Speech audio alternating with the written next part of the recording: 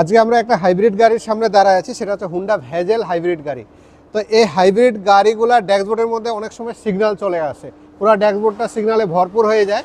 তো এখানে দুইটা কারণে বিশেষ করে হচ্ছে সিগন্যালগুলো আসে। একটা হচ্ছে ডুয়েল ক্লাচ যখন সমস্যা হয় সেই সময় এই সিগন্যালগুলো পুরো ড্যাশবোর্ডে দেখা যায়, আর তার সাথে হচ্ছে ফুয়েল সিস্টেমের যখন সমস্যা হয় সেই সময় এই ড্যাশবোর্ডের মধ্যে পুরো সিগন্যালগুলো পাওয়া যায়। তো এখানে কিভাবে বুঝবো আমরা যে ডুয়েল ক্লাচের হচ্ছে সিগন্যাল আসছে না ফুয়েল সিস্টেমের সিগন্যাল আছে, এটা বোঝার উপায় একেবারে সহজভাবে একটা অপশন আছে। সেই অপশনটা হলো যদি আপনার গাড়ি রান করার সময় ধাক্কা দেয় কিংবা স্লো ভাগে, খুব ফুল স্পিডটা উঠতে চায় না, 10-20-এর উপরে স্পিড উঠে না, এরকম প্রবলেম হয় কিংবা একটা পুরা গন্ধ আসতেছে, এরকম কোনো ইস্যু হলে আপনারা বুঝে নেবেন যে আপনার গাড়ির হচ্ছে ডুয়েল ক্লাচের প্রবলেমের বিধায় আপনার গাড়ির হচ্ছে ড্যাশবোর্ডের মধ্যে সিগন্যাল চলে আসছে কিংবা আপনার গাড়িটাতে একটা প্রবলেম ক্রিয়েট হয়ে গেছে। আর যদি দেখেন যে আপনার গাড়ি সব স্মুথ আছে কিন্তু হচ্ছে আপনার ড্যাশবোর্ডের মধ্যে বাতি চলে আসছে, মাঝে মাঝে অনেক সময় স্টার্ট বন্ধ হয়ে যায় কিছু গাড়িতে, আবার মাঝে মাঝে দেখা যায় যে হালকা নক করে, গাড়ির ইঞ্জিন থেকে হালকা নক করে কিন্তু ড্যাশবোর্ডের মধ্যে বাতি দেয়, আবার অনেক সময় বাতি আসার পরও গাড়িতে কোনো রকমের কোনো সিগন্যাল আসে না, গাড়িটা একটু ভার হয়ে যায়, এরকম প্রবলেম হয়। সেই রকম যদি প্রবলেম ফিল করেন তাহলে বুঝে নেবেন যে আপনার গাড়ির হচ্ছে ফুয়েল সিস্টেমের যে অপশনগুলো আছে সেই ফুয়েল সিস্টেমটাতে কোনো একটা প্রবলেম আছে, আপনার ফুয়েল লাইনের মধ্যে প্রবলেম আছে কিংবা ইঞ্জেক্টরটা যে আছে এই ইঞ্জেক্টরটার মধ্যে কোনো রকমের একটা প্রবলেম আছে।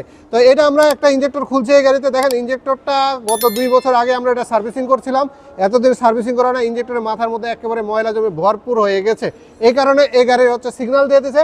আর আমাদের বাংলাদেশে যে অকটেনটা আছে সেই অকটেনটা কিন্তু ভালো কোয়ালিটির না, ভালো গ্রেডের না, এই কারণে হচ্ছে আরও বিশেষ করে আমাদের এই ইঞ্জেক্টর কিংবা হচ্ছে ফুয়েল সিস্টেমের সমস্যাগুলো হচ্ছে। তার ফুয়েল সিস্টেমের সমস্যা হওয়ার সাথে কিন্তু আপনার যে অকটেনটা আছে সেই অকটেন খারাপ করলে কিন্তু আমার যে প্লাগগুলো আছে স্পার প্লাগ, সেই স্পার প্লাগগুলোও কিন্তু আপনার হচ্ছে নষ্ট হয়ে যায় দ্রুত। তো যেরকম আমরা এই স্পার প্লাগটা দেখাই, স্পার প্লাগটা এখনও ভালো আছে কিন্তু এটা আর হয়তো বা বছরখানেক চলবে, তারপর ডিস্টার্ব হয়ে যাবে, কারণ অলরেডি মাথাটা হচ্ছে গ্যাপ হয়ে গেছে। এটা শুধুমাত্র হচ্ছে তেল খারাপ হওয়ার কারণে আমাদের এই স্পার প্লাগ কিংবা ইঞ্জেক্টর এগুলো নষ্ট হয়, বিশেষ করে আপনার হচ্ছে তেল খারাপ হওয়ার কারণে হচ্ছে কিংবা অকটেনটা খারাপ হওয়ার কারণে কিন্তু এই প্রবলেমগুলো ক্রিয়েট হয়। তো আপনারা সবসময় চেষ্টা করবেন 6 মাস অন্তর আপনার গাড়িটার এই যে ফুয়েল সিস্টেম সার্ভিসিং একটা আছে এই সার্ভিসিংটা আপনারা নেবেন, সেক্ষেত্রে আপনার মাইলেজ ভালো পাবেন। আর মাইলেজ ভালো পাইলে তো আপনার গাড়ির হচ্ছে বিভিন্ন রকমের সাশ্রয় হয়ে যাবে, আর যে টাকাটা আপনি সার্ভিসিং করতে খরচ হন সেটা অ্যাডজাস্ট হয়ে যাবে অটোমেটিক। তো আপনারা বছরে 2টা ফুয়েল সিস্টেম অবশ্যই নেবেন। আর আমরা জানুয়ারি মাস উপলক্ষে একটা অফার দেবো, সেই অফারটা আমরা সামনের ভিডিওতে বলে দিব যে আমাদের ফুয়েল সিস্টেমের অফারটা কত আমরা করছি নির্ধারণ, সেটা অনুযায়ী আপনারা আমাদের এখানে কাজগুলো করতে পারবেন। তো আপনারা সবাই ভালো থাকবেন, আমাদের জন্য দোয়া করবেন, ধন্যবাদ।